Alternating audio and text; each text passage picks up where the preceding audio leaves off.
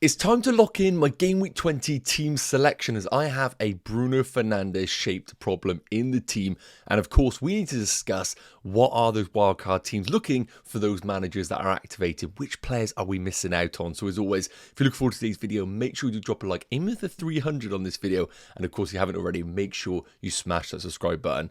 Enough waffling, let's get to today's video. So first up, just a quick recap on how I got on in Game Week 19, because of course we had that late game between Brentford and Arsenal. I was hoping for a 15-point haul from Gabriel. That did not happen at all. In fact, his clean sheet was wiped out for that 2-pointer. So all in all, 86 points and a green arrow from about 250k to 293,000. We cannot complain with those game weeks, especially in those weeks where I rolled my free transfer. Of course, I decided to keep Bruno Fernandes because I didn't feel like any of the replacements were worthwhile bringing in. And on reflection, of course, it is all hindsight.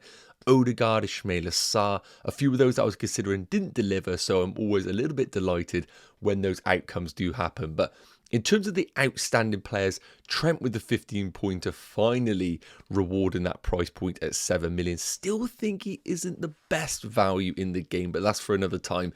Gordon, of course, I've had for a few weeks now. A lot of managers are jumping on that bandwagon. Mo Salah versus Cole Palmer, that huge captaincy decision, which, like FPL always does, swing it massively in certain favours. Thankfully, I was on the right side of the coin this time. Semenyo with a very controversial assist, and the forwards delivering once again. Isak with the 7-pointer, João Pedro with the 9-pointer. That one has been a long time coming. Even though I'm still not impressed with both Brighton and João Pedro, we need Danny Welbeck back in that Brighton team ASAP for that team to be functioning correctly. But all in all, really happy with Game Week 19. Could have been a little bit better, but we will take those points and run, especially with a green arrow.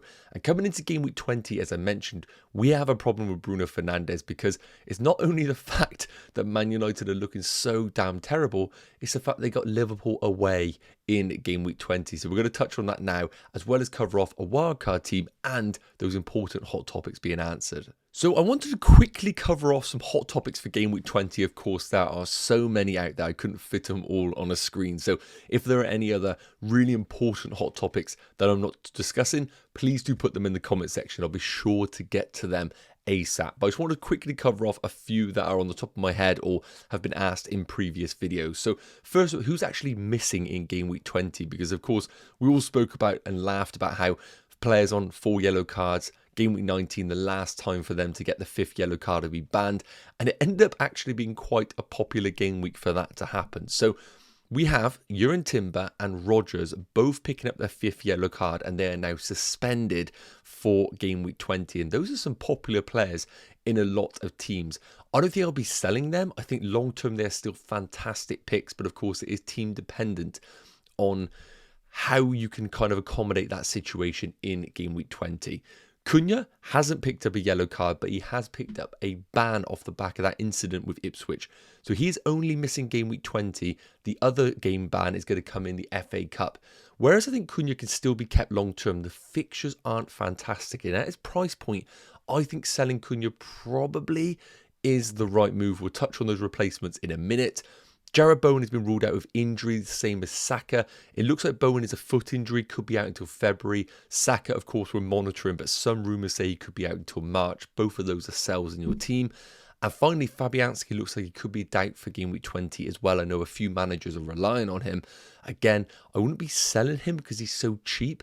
But of course, if you need a playing goalkeeper this week, then maybe selling him is the right move. And I would try and get yourself up to maybe a premium like Alisson if you can afford it.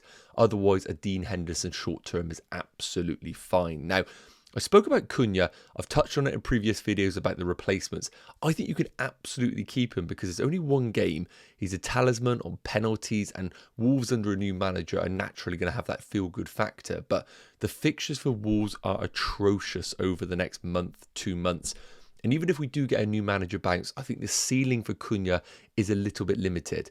If you can get to Isak and you don't own him already, just get it done. Because Spurs is a great fixture. We just had the news that Destiny Udogie is also ruled out for potentially 6 weeks. And then after that, the fixtures are brilliant, especially 3 home games out of 4 for Newcastle. Obviously, if you own Isak, Now, I think the boring but good pick is going to be Chris Wood. There's always new shiny toys that you want to go to, but Chris Wood is just always there for you. I think he's great long term.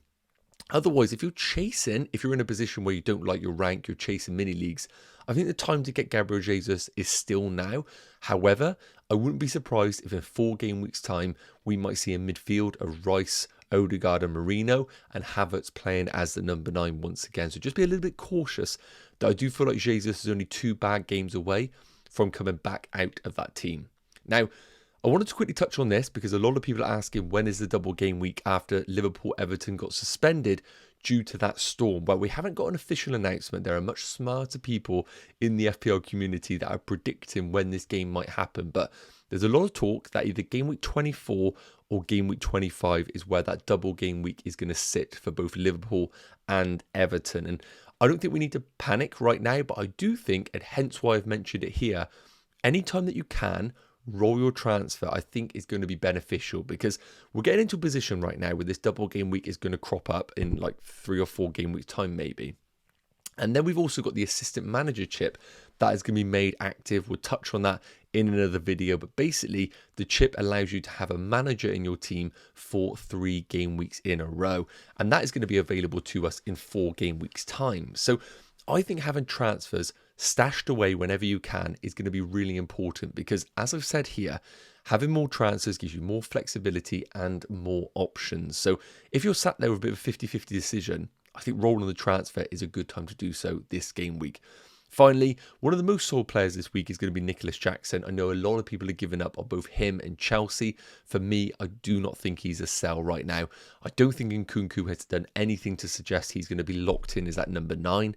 Yes, we can still see the 75th minute substitution for Nicholas Jackson, but I still think he is a brilliant pick for your teams. I wouldn't be sitting here saying you have to buy him, but I would not be selling him if you still own him right now. If I've missed any hot topics, drop them in the comment section. Let's take a quick look at a Game Week 20 wildcard team to see which players are starting to become popular in the community. So, of course, if you didn't know already, we all now have our second wildcard available. Hopefully, you activated your first one because you unfortunately cannot have 2 wildcards at any given time. So that first one has now been basically given back to FPL, and you now have your second one available. And you can use this at any point during the second half of the season. My advice, I wouldn't be trying to activate it now unless your team is in a really, really bad position. I think keeping that wild card in the back pocket for later on in the season is going to be important when we get into the trickier times where we might be able to do a wild card and bench boost combination, which is always a really popular move for a lot of active FPL managers out there. But I think it's always important to understand if we were to wildcard in this game week, which players would come in and why would they, and understand which ones might actually be transfer considerations for our own teams. Now, I've gone for a bit of an unusual combination here of having a premium in Alisson Becker. Now, the reason being is because I mentioned about that double game week coming up in potentially 24 or 25.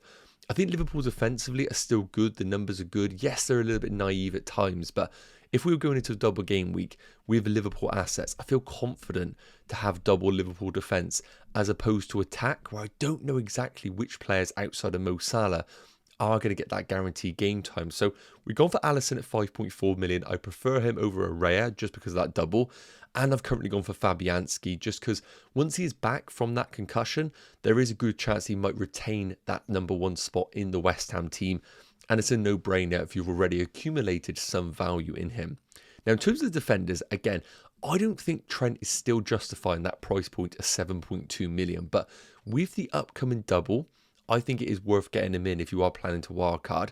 But would I be bringing him as part of a free transfer right now and ripping up my team? The answer is going to be no. Gabriel is still a season hold for me. Arsenal defence is still the best in the league, and he's still showing that he can offer great threat from set pieces. For me, Gabriel is still the top pick. Yes, Timber is also a consideration, but I just don't think he offers that Gabriel has from set pieces. And of course, Timber is suspended for game week 20 with their 5 yellow cards. Now we've got Lewis Hall as our 4.8 million. I still think it's important with the two premiums to have one hovering between 4.5 and 5 million to allow you to be really flexible if another one starts to come off, because like Munoz is a really popular pick at Crystal Palace. We've also got Robinson at Fulham. But I think Lewis Hall right now, what we're seeing with Newcastle, the attacking threat, the fixtures, is the one that I would go for.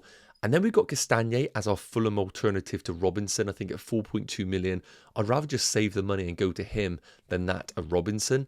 And then we've got Mykolenko controversially. Now, this could be any cheap defender right now, but the reason why he's in there is because of the double game week. I know Everton's double is going to consist of Liverpool in some capacity, but regardless, a double game week player is still a double game week player. Hence why Mykolenko is in there. And we've seen from Everton that they can be resolute at times. I think having an Everton defender is perfectly fine. Moving into midfielders, I'm not even going to talk about Salah and Palmer. We just know that they would be in a wildcard team. I know Palmer might have had a few blanks here and there. He still should be in your team. Now, I've gone for Gordon at 7.4 million. I don't think there's anybody between Gordon and Palmer that we can really justify in our teams. The thing that alongside Gordon is maybe a Luis Diaz if you want to flip the narrative and go one Liverpool defender, two attackers. But I still don't know who that front 3 or 4 is going to be once Diogo Jota is fully fit, because Gakpo's looks fantastic as well. So Gordon is in, numbers are good, the fixtures are good. Then we got the two cheaper alternatives. I would prefer Eze. I'm just a sucker for him, and I think eventually he is going to be the better Crystal Palace option. But Ismaila Sarr at 5.9 million is offering great value, good underlying numbers, great fixtures. So I do think Ismaila Sarr is still a brilliant buy for your teams. And then we've got Morgan Rogers.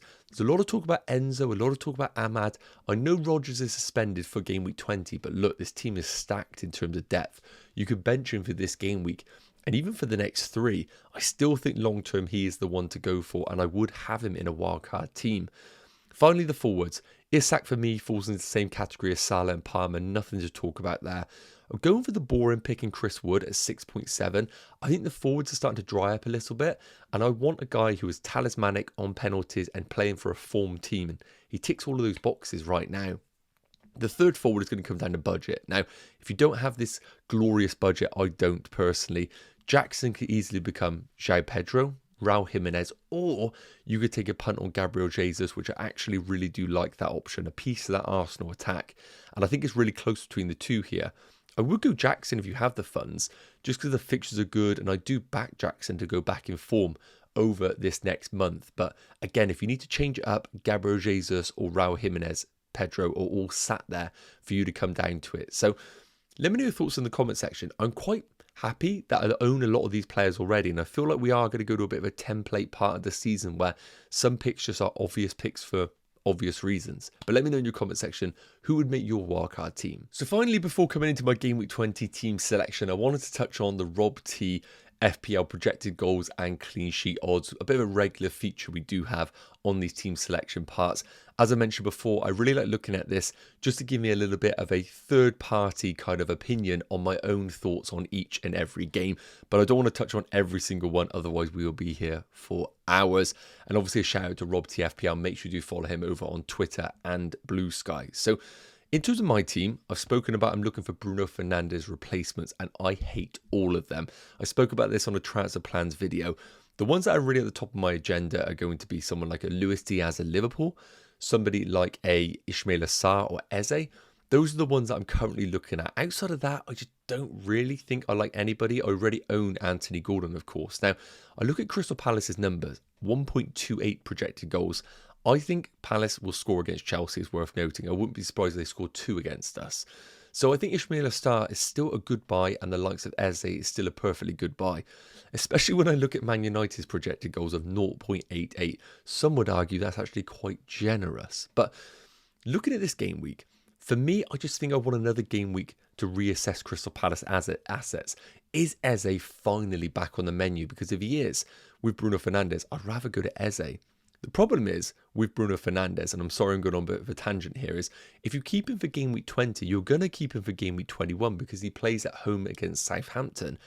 And because I don't have enough compelling reason to go to a Crystal Palace asset right now, I got to ask myself, should I be bringing in the Liverpool asset? Because if I want Luis Diaz, it's got to be this week.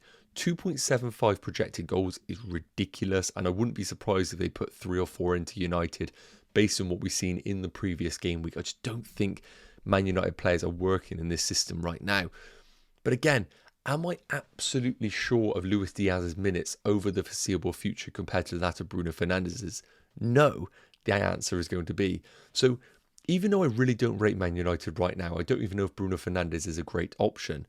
Because I know he's got Southampton at home in game week 21 and he's got Brighton at home in game week 22, who are going to give up opportunities for any sort of Man United team that rocks up, I'm happy to keep Bruno. I'm just going to put it out there, but we will touch on exactly what I'm going to do in my team selection section. Outside of that, in terms of the fixtures, Man City look amazing, but I can't really get to any of those assets.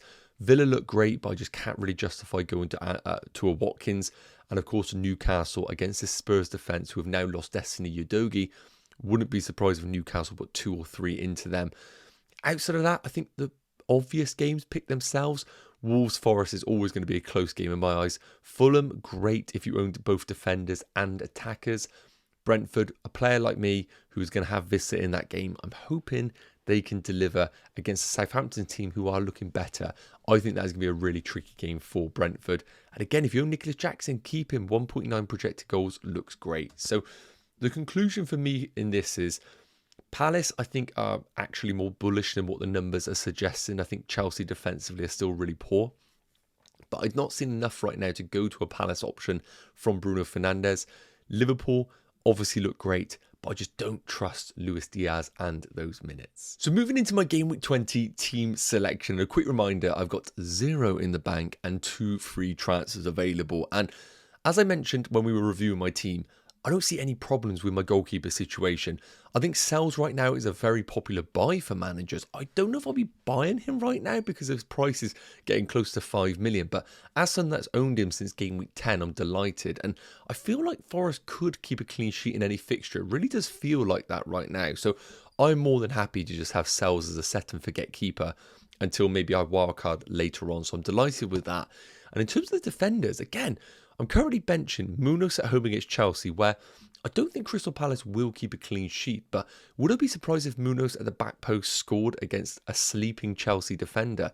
Absolutely not, but I think the 3 do pick themselves. I think it makes sense for me to start Anderson at home against Ipswich. I know Ipswich had a good result against Chelsea, but I still think Fulham are probably likelier to keep a clean sheet than that of Crystal Palace. And then we've got Trent, of course. They look great for both attacking returns and clean sheet odds this week.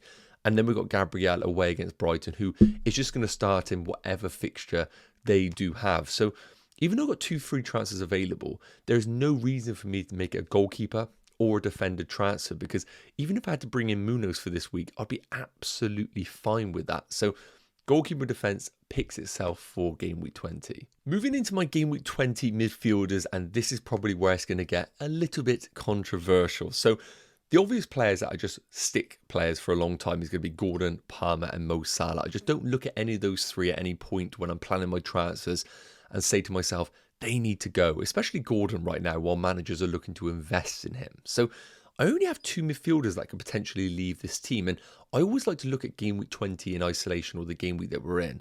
And Semenyo at home against Everton, yes, there are other great options available like an Ismail Assar or others at that price point, but is there any reason for me to sell Semenyo at home against Everton? I know Everton have the capability to make any game pretty rubbish and keep it really low scoring, but again, I just don't see any reason to be looking to move out Semenyo for this game week in isolation. Now, of course, the big conversation is Bruno Fernandes. I could go to Martin Odegaard, I could go to any Liverpool attacker, I could go to Crystal Palace assets. Those are the real ones that we're looking at right now. But as I discussed, I just don't feel that there is any desire for me to bring in those assets. If I'm making a transfer right now, I need to understand that that player needs to be a long-term pick. I just don't have that feeling in my gut right now that Odegaard is ever an option. I spoke about this when we were looking at Saka replacements. I still don't know about Martinelli or Trossard, so I don't want to touch those right now. And we spoke about how I don't feel compelled to go to somebody like an Ismail Assar or an Eze right now. I just don't know exactly which one is the one I want to go for. And in an ideal world, if I could maybe get Semenyo to that spot, then that would be fantastic for this team. So right now, controversially, I do have Bruno not only staying in my team, but starting. And that is going to be something that we need to talk about when we reveal the forwards, because that is the real debate. But as of right now, I don't feel any compelled to go to any sort of midfielder. Hence why I'm going to not make a midfield transfer. Let me know in the comment section, am I being delusional with Bruno Fernandes right now? But with Southampton at home in game week 21, the thing that I need to remember with Bruno is if I'm keeping him for game week 20, I'm keeping him for game week 21. There's no world where I get through the Liverpool game and then I sell him in game week 21 for a Crystal Palace midfielder. So I need to remember that in the back of my mind. But I'm happy to keep him right now. I think I've lost my mind. So moving into my game week 20 forwards, and as you can see at the bottom of the screen there, the plan is to roll the free transfer. We spoke about it at the start of the video as if you can look at your team right now, and especially your bench, and say to yourself, the team's looking good, that is enough of a reason to be rolling the transfer. I know there are certain players out there in specific game weeks where it feels like a real high upside pick. For example, someone like an Ollie Watkins this week, I'll be like, oh, what a piece of him at home against Leicester. But we need to think a bit more long term with our moves. And with the double game week soon coming, with the assistant manager chip where we don't really know how to navigate that chip, I think at any opportunity you can roll your transfer. Remember, we can have 5 free transfers this season. I think you need to do so. So Isak obviously is a player that is going to be staying in my team for the foreseeable future.